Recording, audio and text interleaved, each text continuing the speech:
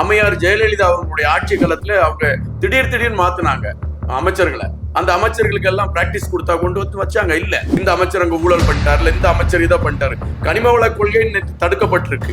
காவல்துறையில தான் ஊழல் ரொம்ப புரண்டுகிட்டு இருக்கு அப்படின்னு சொல்லிட்டு இருந்த இடத்துல மாற்றம் வந்து, எங்க பொண்ணுக்கு நீங்க ஒரு டிரான்ஸ்பர் வாங்கி கொடுங்க, நான் உங்களுக்கு ஏதாவது தாரேன்னு சொல்லி பேசுங்க பார்ப்போம். அவங்க வார்த்தை சொல்லுவாமா, ஆளை விட்டுருங்க. இன்னும் ஒரு வருடத்தில், இப்பொழுது அதிமுக ஒட்டுமொத்தமாக கரைந்து விட்டது, இன்னும் ஒரு வருடத்தில் திமுகவும் அதே நிலைமைக்கு சென்றுவிடும். 1 கோடி மக்களுக்கும் தான் எங்களுடைய தலைவர் விஜய் அவர்கள் முதலமைச்சர். இன்பாவுக்கோ உங்களுக்கோ இவருக்கோ அவர் முதலமைச்சர் இல்லை, 8 கோடி மக்களுக்கு. இந்த கேள்வியெல்லாம் நீங்க திமுகவை பார்த்து கேட்கணும். ஏயா இவ்வளவு போய் சொல்லிட்டு இருக்கீங்க அப்படின்னு நீங்க கேட்கணும். திமுக செய்து வைத்த குளறுபடிகள் இன்று பவர் கட்டுகளாக வந்து கொண்டிருக்கிறது.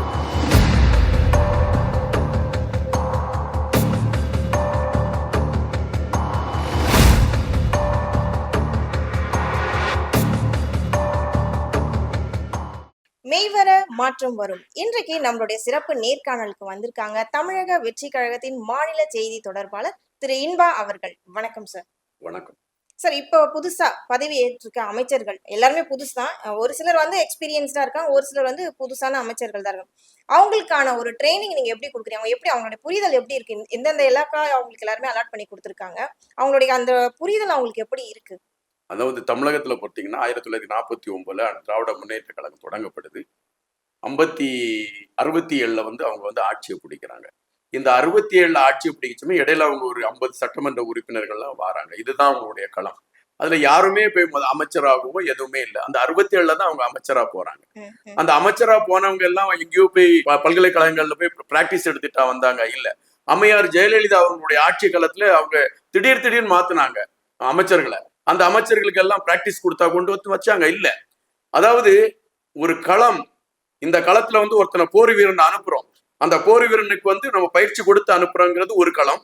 இன்னொன்னு வந்து தற்பாதுகாத்துக் கொள்வதற்கு ஒருத்தன் தன்னுடைய வாளை எடுத்து சுழட்டுவான். அதுபோல இவர்களை நாங்கள் உள்ளே அனுப்பி இருக்கிறோம். அந்த மக்களை காப்பாற்றுவதற்கு நீங்கள் வாழை எடுத்து சுழட்டுங்கள் என்று சொல்லி இருக்கிறோம். அவர்கள் மிக தெளிவாக அதை செய்து கொண்டிருக்கிறதுனால தானே நிறைய பேர் இப்ப பாராட்ட ஆரம்பிச்சிட்டாங்க. எந்த அமைச்சரை நீங்க இப்ப குறை சொல்ல முடியும்? ஒரு அமைச்சருமே இப்போ, அதாவது இந்த அமைச்சர் அங்க ஊழல் பண்ணிட்டாரு, இந்த அமைச்சர் இதை பண்ணிட்டாரு. கனிம வள கொள்கை தடுக்கப்பட்டிருக்கு. கல்வித்துறையில மாற்றம் வந்திருக்கு. அது மாதிரி சுகாதாரத்துறையில மாற்றம் வருது. மனிதநேய அமைச்சரா இருக்கக்கூடிய சரத்து ஒவ்வொரு இடமா போய் பாக்குறாரு. இப்படி அனைத்து பேருமே செயல்பாடுகளில் தீவிரம் காட்டிக் கொண்டிருக்கக்கூடிய இந்த சூழலில் இது போன்ற விமர்சனங்களை எல்லாம் எங்களுக்கு ஒன்றுமே செய்யாது. இன்று உலகம் வந்து விரிந்து விட்டது. அதாவது விஞ்ஞானம் வந்து சமூக வலைதளங்கள் மூலம் ஆட்கொள்ள ஆரம்பித்து விட்டது. எனக்கு இப்போ ஒரு சந்தேகம் இருக்குன்னா நான் ChatGPT போய் பார்த்துடலாம். எனக்கு ஒரு டவுட் இருக்கா, நான் முன்னால ஏதோ தலைவர் செய்ததை போய் பார்த்துடலாம். நீங்க பாத்தீங்கன்னா பெருந்தலைவர் காமராஜ் காலத்தில் உருவாக்கப்பட்ட திட்டங்கள் தான் திமுக ஆட்சி காலத்துல இது விரிவாக்கம் செய்யப்பட்டது.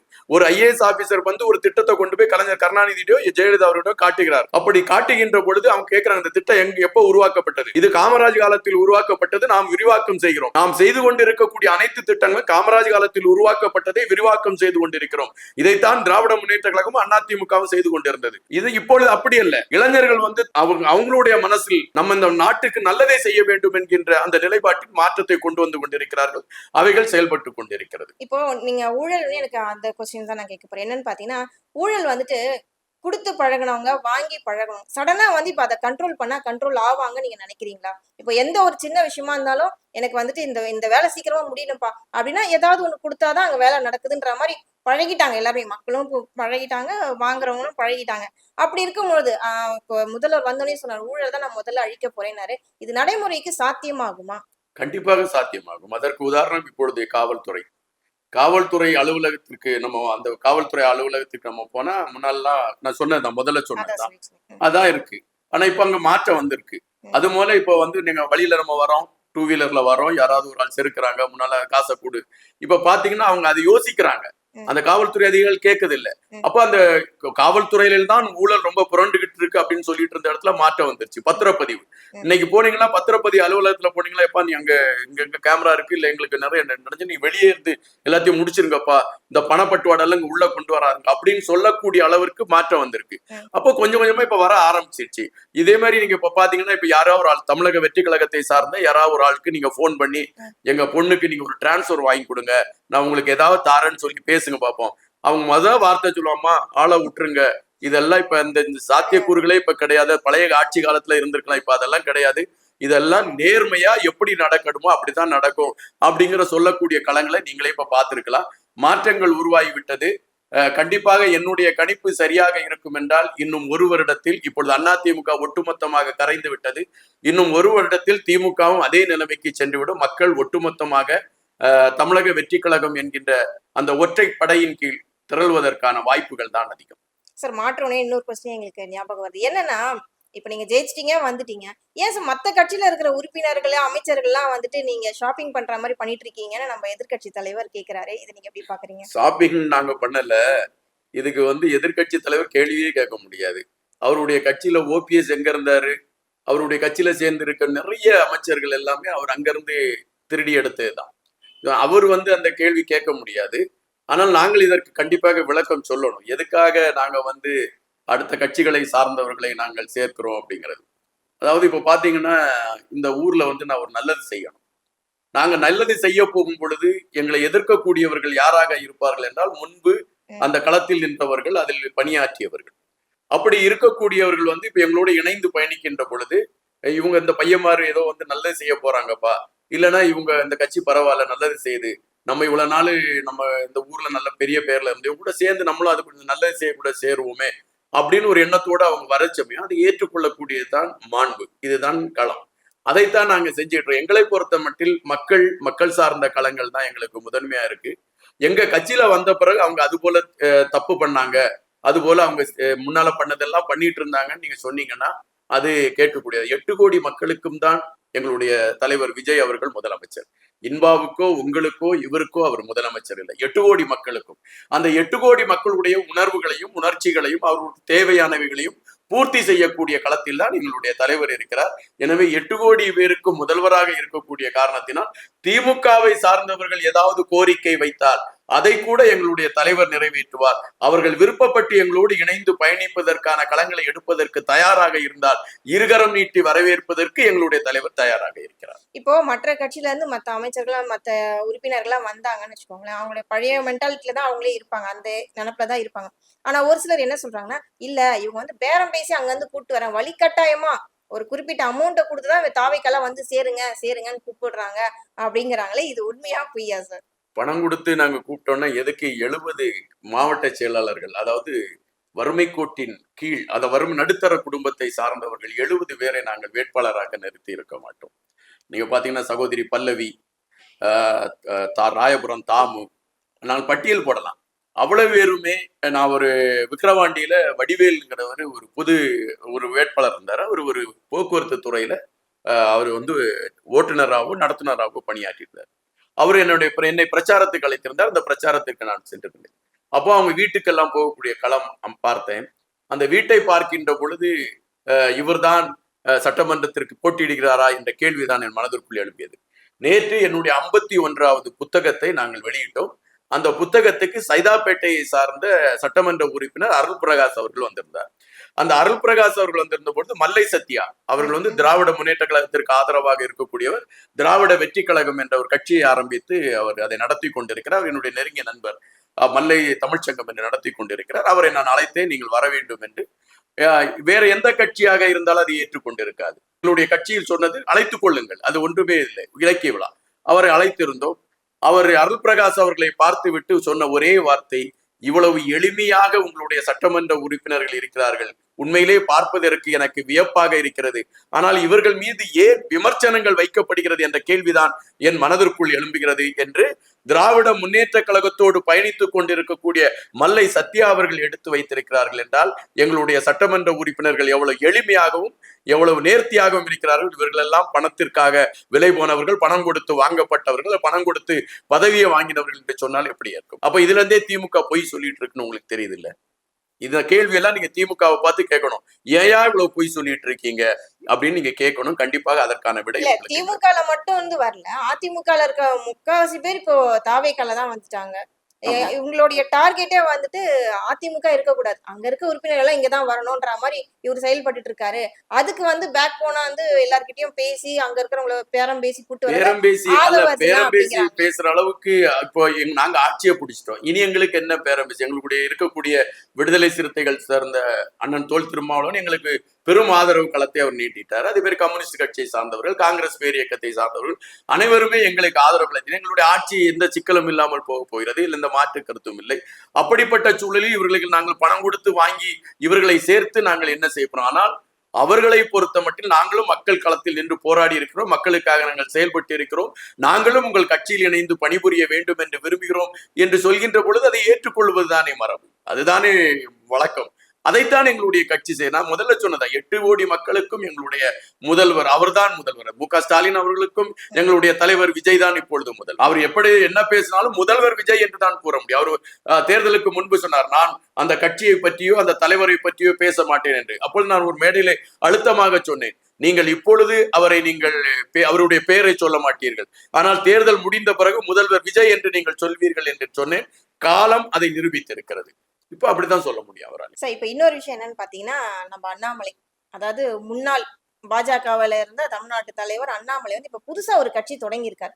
இப்ப எல்லாருடைய பார்வை எப்படி இருக்குன்னா, விஜய்க்கு ஆப்போனண்டா, இப்ப இருக்க நம்ம முதல்வர் விஜய்க்கு ஆப்போனண்டா வந்துட்டு ஒரு ஆள் வந்துட்டாரு, ஸ்ட்ராங்கான ஆள் வந்துட்டாரு அப்படிங்கிறாங்களே, இது நிஜமாவே ஒரு போட்டியா இருக்குமா, இல்ல எப்படி அரசியல் ரீதியா? அண்ணாமலை அவர்களுடைய அந்த வருகையை நான் வரவேற்கிறேன். எப்படின்னா, ஜனநாயகத்துல வந்து புது புது கட்சிகள் வர வேண்டும், புது புது தலைவர்கள் தோன்ற வேண்டும், புது புது சித்தாந்தங்கள் வர வேண்டும்.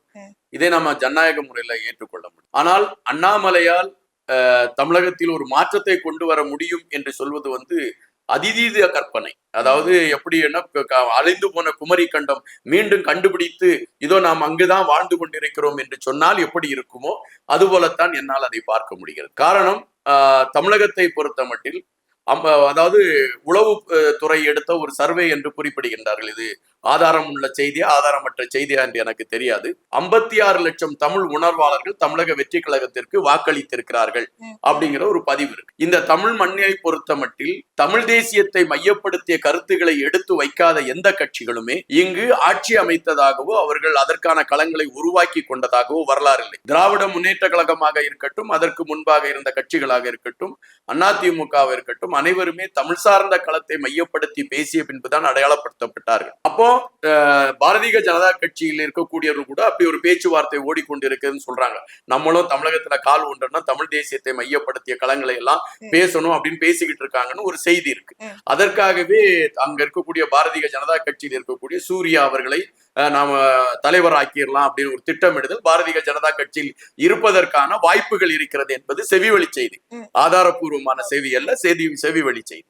அப்படிப்பட்ட சூழல் இருக்கின்ற பொழுது இன்று தமிழக வெற்றி கழகத்தில் 56 லட்சம் தமிழ் உணர்வாளர்கள் ஆதரவோடு இருக்கிறார்கள் என்பதும், தமிழக மக்கள் ஒட்டுமொத்தமாக தமிழக வெற்றி கழகத்தை ஆதரித்துக் கொண்டிருக்கிறார்கள் என்கின்ற களமும் இருக்கின்ற பொழுது அண்ணாமலை அவர்களுடைய முயற்சி எப்படி இருக்கும் என்றால், ஒரு சூரியன் பக்கத்தில் இருக்கக்கூடிய ஒரு நட்சத்திரமாக இருப்பதற்கான வாய்ப்புகள் இருக்கிறது. அவ்வளவு. சார், இன்னொரு விஷயம் என்னன்னா, ஒரு தமிழக முதல்வர் வந்து ஏதாவது ஒரு பிரச்சனைனா ஏன் முன்னாடி வந்து பேச மாட்டாரு, யாரையும் சந்திச்சு பேச மாட்டாரு? இப்ப இங்க ஒரு பிரச்சனைப்பா இப்படி இருக்குன்னா பேசணும் இல்லையா? மக்கள் கிட்ட பேசின மக்கள் வந்துட்டு பேசினா ஒரு ஆறுதல் கிடைக்கும் அப்படின்னு நினைக்கிறாங்க.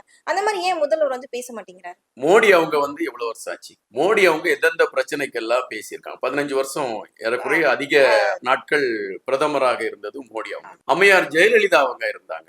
அவங்க எத்தனை களங்கள்ல உடனடியாக அவங்க ரியாக்ட் பண்ணி பேசினாங்க. தமிழகத்துல வந்து எவ்வளவு பெரிய பிரச்சனைகள் எல்லாம் அவங்க வந்து தீர்த்தாங்க.